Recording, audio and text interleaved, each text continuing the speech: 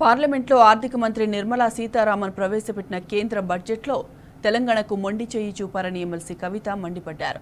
తెలంగాణలో 8 ఎంపీ సీట్లు గెలుచుకున్న బీజేపీ రాష్ట్రానికి నిధులు తీసుకురావడంలో విఫలమైందన్నారు. మరో 8 సీట్లు గెలుచుకున్న కాంగ్రెస్ కూడా కేంద్రం నుంచి నిధులు తీసుకురావడంలో ఫెయిల్ అయిందన్నారు కవిత. రాష్ట్రం నుంచి 16 ఎంపీ సీట్లు గెలుచుకున్న బీజేపీ కాంగ్రెస్ వల్ల రాష్ట్రానికి ఎటువంటి ప్రయోజనం లేదని కవిత విమర్శించారు. సేమ్ టైం దేశంలో ఉన్నటువంటి మనుషుల లెక్కెంతో కూడా తెలిస్తేనే వాళ్ళకి పథకాలు ఇచ్చేటటువంటి ఆస్కారం ఉంటుంది. ఆ విషయాన్ని కేంద్ర ప్రభుత్వం గత 10 సంవత్సరాలుగా విస్మరించడం అనేది దారుణం. ఈ బీజేపీ ప్రభుత్వం అధికారంలోకి వచ్చినప్పటి నుండి ఇప్పటి వరకు కనీసం జనాభా లెక్కలు చేపట్టకపోవడం అన్నది నిజానికి కూడా మనందరికీ చాలా సిగ్గుపడాల్సినటువంటి విషయం.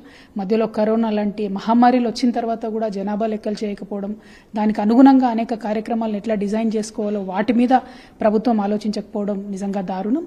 మరి ఇప్పుడు పర్టికులర్గా ఈ బడ్జెట్ గురించి మనం ఆలోచించినట్టయితే ఈ బడ్జెట్లో దేశంలో అత్యంత పేదవాళ్ళు అని చెప్పేవాళ్ళు ఎన్ఆర్ఈజీఎస్లో పనికి కూలీ పథకానికి వెళ్ళేటటువంటి లేబర్స్ ఉంటారు.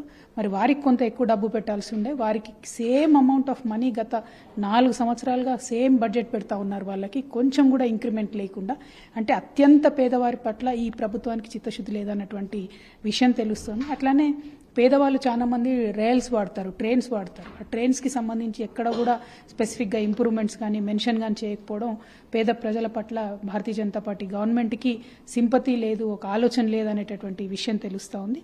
అట్లానే మనకు ఇంతవరకు బ్రిటిష్ వాళ్ళు కూడా హ్యాండ్లూమ్ వస్త్రాల మీద, చేనేత వస్త్రాల మీద ట్యాక్స్ వేయలేదు. ఈ ప్రభుత్వం ట్యాక్స్ వేసింది.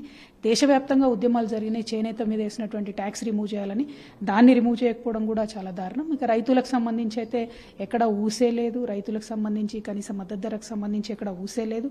అదేవిధంగా మొత్తం విద్యారంగానికి కంప్లీట్ యూనియన్ గవర్నమెంట్ బడ్జెట్లో కేవలం 2.5% మాత్రమే వాళ్ళు పెట్టడం జరిగింది. కనీసం ఒక 6% బడ్జెట్ కేటాయించి ఉంటే ఏదైతే వీళ్ళు ఎస్సీ ఎస్టీ బీసీ మహిళా విద్యార్థినులందరికీ కూడా స్కాలర్షిప్స్ ఇవ్వకుండా రిమూవ్ చేస్తూ వస్తున్నారో అట్లా రిమూవ్ చేయకుండా వాళ్ళకి స్కాలర్షిప్ ఇచ్చేటటువంటి ఆస్కారం ఉండేది. కానీ అవి చేయకపోవడం అన్నది దారుణం. ఇక తెలంగాణ ప్రాంత విషయానికి వచ్చినట్టయితే తెలంగాణ రాష్ట్రం అనేటటువంటి పేరును కూడా కనీసం ఎక్కడ బడ్జెట్లో ఉచ్చరించకపోవడం, తెలంగాణకి ఇన్నేళ్ళైనా స్వతంత్ర భారతదేశం వచ్చి ఇన్నేళ్ళైనా కూడా కనీసం ఇప్పటివరకు కూడా ఒక ఐఐటి ఐఐఎం లేకపోవడం, అది ఇవ్వాలనేటటువంటి ఆలోచన కేంద్ర ప్రభుత్వం చేయకపోవడం అన్నది చాలా దారుణంగా నేను భావిస్తూ ఉన్నాను. సంబంధించి అనేకమైనటువంటి డిమాండ్స్ మనం కేంద్ర ప్రభుత్వం ముందు పెట్టడం జరిగింది.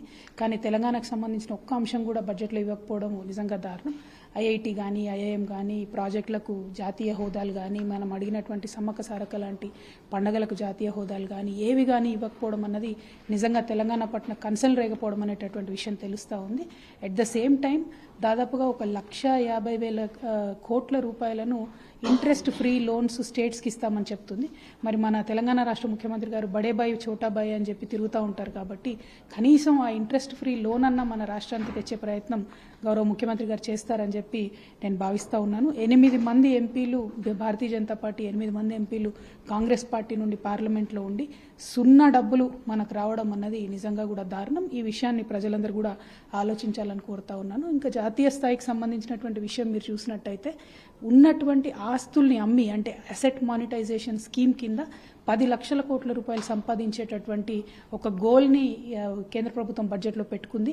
అంటే ఇదివరకటి ఆస్తుల్ని అమ్మేటటువంటి ఉద్దేశం తప్పితే కొత్తగా ఆస్తుల్ని క్రియేట్ చేసేటటువంటి పనులు కానీ, కొత్త సంస్థలను పెట్టేటటువంటి పనులు కానీ భారతీయ జనతా పార్టీ చేయకపోవడం అన్న దారుణం. అట్లానే వైజాగ్ హుక్ కూడా మీరు చూసినట్టయితే అది చాలా పాత సంస్థ, దానికి కూడా అప్పులాగా ఇచ్చారు. కానీ ఒక గ్రాంట్ ఇచ్చి దాన్ని ఇంప్రూవ్ చేసినట్టయితే యావత్ దేశానికి కూడా ఉపయోగపడేటటువంటి అటువంటి సంస్థల్ని కాపాడుకోవాలి. ఇవేవి చేయకపోవడం కూడా నిజంగా దారుణం.